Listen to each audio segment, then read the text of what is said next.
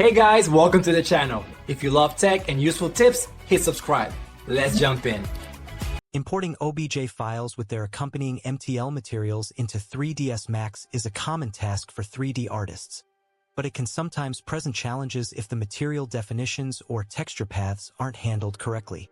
The OBJ file defines the geometry of your 3D model, while the MTL, Material Template Library, file contains the material properties, such as color, shininess, and crucially, references to texture maps. To begin, open 3ds Max and navigate to the File menu, then select Import and finally Import from the drop-down list. This will open a file browser. Locate your .obj file and select it. Upon clicking Open, the OBJ Import Options dialog box will appear, which is where careful attention is needed to ensure a successful import with materials. Within this dialog, several settings are critical. First, under the Geometry section, you'll decide how your model's geometry is handled. Options like Single Mesh, Multiple Objects, or By Material are available.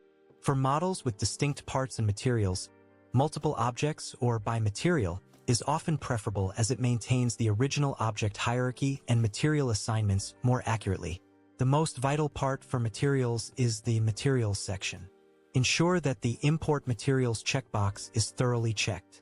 This tells 3ds Max to read the .mtl file associated with your .obj and attempt to recreate its materials within your scene.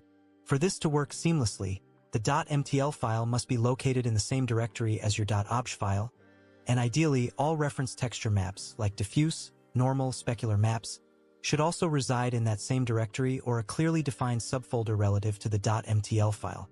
If texture paths are broken in the .mtl file or the textures are not found, 3ds Max will import the geometry and the material definitions, but the textures themselves might appear missing or the material will render as a solid color. After confirming these settings, click Import. Once the model appears in your viewport, it's essential to verify the material integrity. Open the Material Editor by pressing M on your keyboard. You should see new materials populated in the material slots, corresponding to those defined in your .mtl file. If the textures are missing, appearing as black or incorrect, the next step is to use the Asset Tracking utility. You can access this by going to File, Reference, Asset Tracking toggle, or simply by pressing Shift+T. In the Asset Tracking dialog, you'll see a list of all external files linked to your scene. Missing textures will typically show a file missing status. Select the missing texture entries, right-click, and choose Set Path to navigate to the correct folder where your textures are stored. Once the path is updated, the textures should relink automatically. It's also a good practice to check the scaling and orientation of your imported model. If the model appears too large, too small, or incorrectly rotated, you can adjust the scale factor and up axis, usually Z or Y, settings directly in the OBJ Import Options dialog before the initial import, or scale it manually afterward.